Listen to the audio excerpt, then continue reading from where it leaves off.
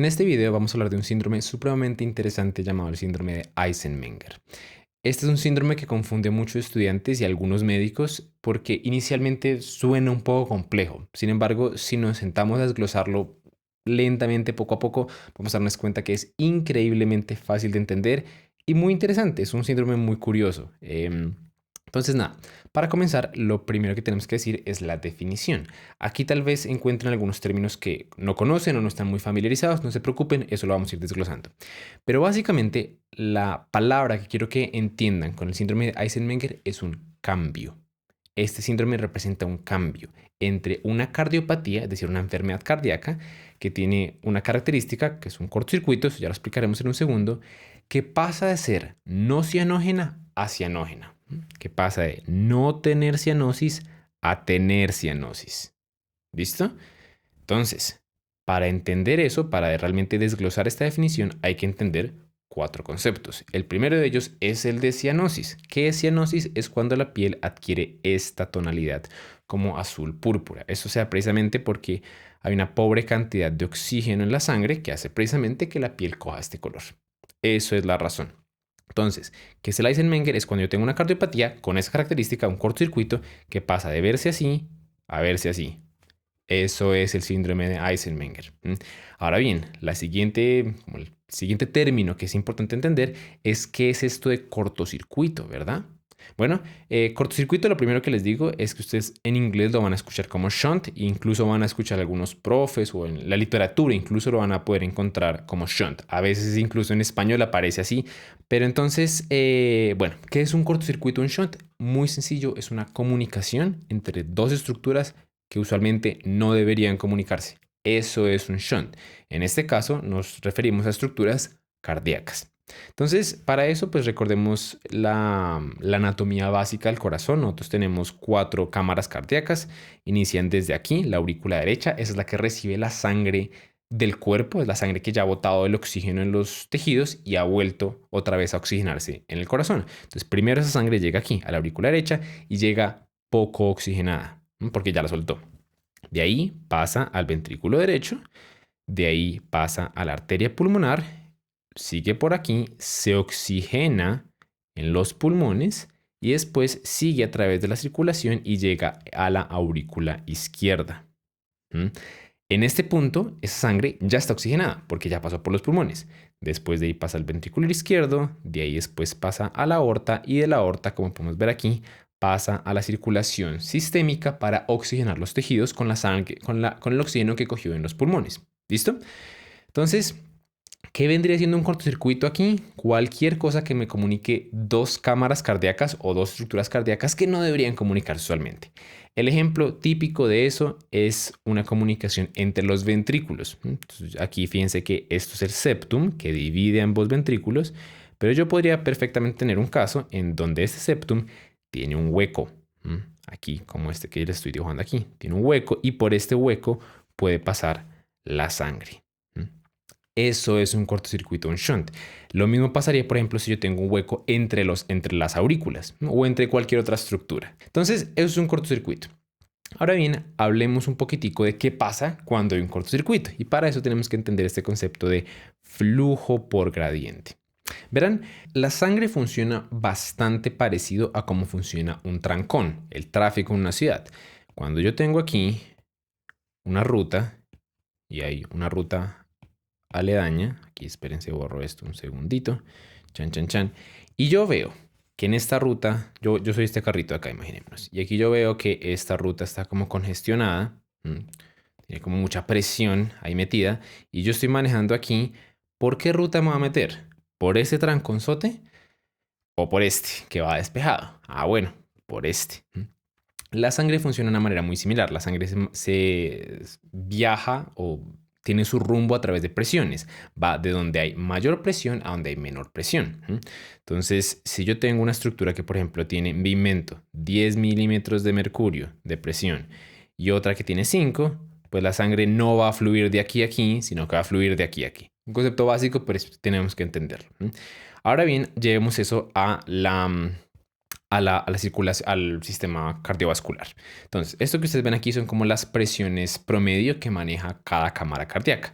Y como se pueden dar cuenta, el lado derecho del corazón maneja presiones relativamente bajitas, porque al final de cuentas su único objetivo es pasar la sangre de aquí a acá, a la arteria pulmonar. Y la arteria pulmonar tiene usualmente presiones bajitas. Su sistólica está entre 15 y 30 y su diastólica está entre 4 y 12. Eso es bajito. ¿Bajito comparado con qué? Con la aorta. Miren las presiones de la aorta. 100, 140, 60, 90. ¿Sí ven la diferencia? Bastante grande. Entonces, la única presión que tiene que alcanzar el ventrículo derecho es la suficiente para vencer a esta arteria pulmonar y mandarle la sangre. Es su único objetivo en la vida. Seguirle el ritmo a la arteria pulmonar. Entonces, ¿por qué eso es importante? Porque si yo tengo un cortocircuito, si yo tengo una comunicación entre estas dos estructuras, ¿cuál va a tener más presión? El ventrículo izquierdo. Claro, porque el ventrículo izquierdo tiene que ganarle a la aorta, tiene que mandar la sangre ahí, por lo tanto tiene que tener más presión que ella en algún punto. Entonces, fíjense que él alcanza presiones muy altas. Entonces, aquí llega la pregunta del millón. Si yo tengo un cortocircuito en condiciones normales, así de presiones normales de una persona normal, ¿la sangre de dónde a dónde va a viajar? ¿Del ventrículo izquierdo al ventrículo derecho o al revés? Va a ser del ventrículo izquierdo al ventrículo derecho, precisamente porque se tiene más presión. Ahí es donde comienza la historia. Aquí es donde realmente la cosa se comienza a poner buena y ahí es donde podemos comenzar a entender la fisiopatología del síndrome de Eisenmenger. ¿Por qué? Porque entonces lo que va a comenzar a pasar, aquí voy a borrar un segundito esto para explicarles, es que yo tengo el hueco, ¿cierto? Yo tengo mi shunt. Voy a ponerlo, hagámoslo con blanco. Entonces yo tengo aquí mi shunt, tengo mi hueco. Y por este hueco va a comenzar a meterse sangre aquí, en el ventrículo derecho. Fíjense, esta sangre es sangre que ya había ido por la arteria pulmonar, había llegado al pulmón, había viajado aquí y había vuelto al ventrículo izquierdo. Y esa sangre, una parte está siguiendo a la aorta, pero otra parte se está devolviendo al ventrículo derecho. Entonces, ¿cuál es la consecuencia de esto? Que el ventrículo derecho comienza a aumentar bastante la cantidad de sangre que está manejando. Está manejando ya no lo que manejaba, sino lo que manejaba más otro poco más. Esa sangre, él no se la va a quedar, él la va a mandar. ¿Y a dónde la va a mandar? A la arteria pulmonar. Por lo tanto, a la circulación pulmonar. La circulación pulmonar tiene mecanismos fisiológicos de respuesta como todo en el cuerpo humano. Cuando ella, imaginémonos que estas son las arterias pulmonares. Ellas deben mantener cierto nivel de presión, como las arterias sistémicas. Ellos tienen mecanismos para mantener como cierto flujo, cierta presión, que todo está funcionando normal. Si de un día para otro ven que ya no le está llegando la sangrecita normal que siempre les llega, sino que le está llegando 150% más, 160% más, X cantidad más, ellas lo primero que hacen para regular la presión es que se constriñen. Pero después de eso, si siguen mandándole el corazón derecho más y más y más sangre, ellas van a comenzar a adaptarse. ¿Por qué? Porque esto es como una tubería. Si yo a una tubería le pongo, qué pena voy a poner aquí, si a una tubería le meto demasiada agua, es cuestión de tiempo para que se rompa. Entonces el cuerpo tiene mecanismos precisamente para regular eso. Uno de ellos, el primero es contraerse, pero si como el aumento de flujo sigue y sigue y sigue, ellas dicen, oiga, no, aquí me toca protegerme para que yo no me rompa. Entonces, tal cual plomero, tal cual como un plomero llega y vuelve la pared más dura para que no se rompa, pues aquí ellas van a hacer eso. Ellas van a comenzar a remodelarse, a engrosarse para manejar ese aumento en el flujo pulmonar que el ventrículo derecho le está mandando. Se van a comenzar a volver más gruesas. Y ese aumento en el grosor es interno, es concéntrico. Es como esta imagen que yo les pongo acá. Esta arteria pulmonar normal, el lumen por donde pasa la sangre usualmente debería ser una cosa así de grande, pero va a comenzar a engrosarse y a engrosarse y a engrosarse, haciendo que eventualmente, espérense, pongo otra vez el borrador aquí, haciendo que eventualmente el lumen se vuelva cada vez más y más chiquito y esto se vuelva como refuerzo tras refuerzo tras refuerzo tras refuerzo, ¿cierto? ¿Cuál es el problema de eso? Que mientras la arteria pulmonar más hace eso, más aumenta la presión aquí. Entonces, estos niveles de presiones que vemos ahorita aquí, 15 a 30, 4 a 12, ya no son 15 a 30, ahora son más y más y más y más altos. Entonces ahí viene la pregunta. Si esta presión aquí comienza a aumentar y a aumentar, ¿quién tiene que seguir el ritmo para no quedarse atrás? el ventrículo derecho, ¿verdad? El ventrículo derecho también tiene que aumentar sus presiones para precisamente poder vencer las presiones de ahí y mandar la sangre. Si no, la sangre se comenzaría al revés y pues el paciente se muere. Entonces, ¿qué hace el ventrículo derecho para eso? Se vuelve más fuerte, comienza a ir al gimnasio, literal, comienza a hipertrofiar el músculo cardíaco aquí de la pared ventricular derecha. Entonces comienza a volverse más fuerte precisamente para vencer esa resistencia que le está poniendo la arteria pulmonar. Eso es, por ejemplo, lo que vemos aquí. Entonces, frente a esta remodelación y aumenta la presión, el ventrículo se vuelve más grande, más grueso. Entonces sigamos con la historia. Entonces, esto sube, lo cual hace que esto suba. Esto sube, lo cual hace que esto suba. Si uno continúa este proceso lo suficiente, va a llegar a un punto en que la presión aquí de la arteria pulmonar es incluso mayor que la presión de las cavidades izquierdas, lo cual hace que la presión del ventrículo derecho sea mayor que la del ventrículo izquierdo. ¿Qué pasa en ese momento?